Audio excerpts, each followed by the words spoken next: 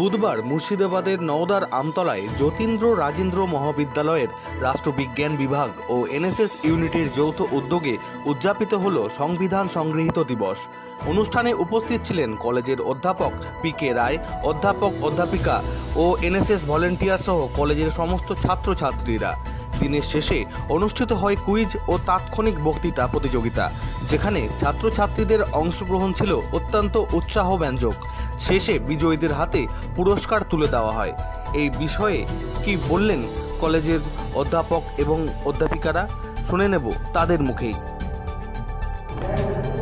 সংবিধান দিবস হিসেবে আজকে যে রাষ্ট্রবিজ্ঞান বিভাগ এবং জাতীয় সেবা প্রকল্প মিলিতভাবে যে এই দিন বিশেষ দিনটিকে উদযাপনের যে কর্মসূচি নিয়েছে, এটাকে আমি সাধুবাদ জানাচ্ছি। কারণ ভারতবর্ষের এই যে বৃহৎ সংবিধান, এই যে লিখিত আকারে যেটা ডক্টর বি.আর. আম্বেদকরের নেতৃত্বে যেটা লিপিবদ্ধ হয়েছে, সেখানে আমরা দেশবাসী আমরা সম্মিলিতভাবে কীভাবে চলাফেরা করব, কীভাবে জীবনযাপন করব, তার যে একটা লিখিত রূপ, সেটা আমরা যদি প্রত্যেকেই যদি সেটা মেনে চলি, তাহলে আমাদের দেশ প্রকৃত অর্থে তা মানে যে মহান দেশ সেটা পরিলক্ষিত হবে।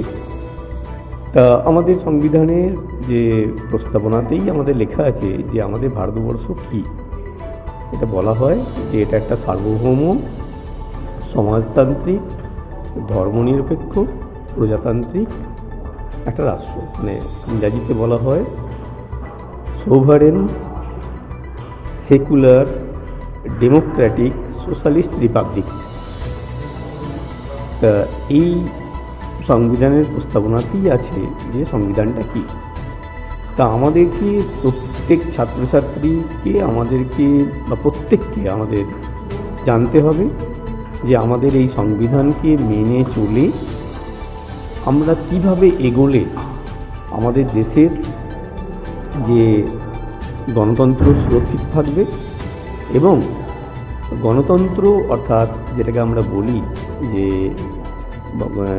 যে বৈজ্ঞানিক গণতন্ত্র বা বিজ্ঞানভিত্তিক গণতন্ত্র, যেটা প্রতিষ্ঠিত হলে প্রতিটি নাগরিক তারা জানতে পারবে, বুঝতে পারবে যে আমরা কি অবস্থায় আছি, আমাদের কি অবস্থায় থাকা দরকার, কি অবস্থা আমাদের এলে আমরা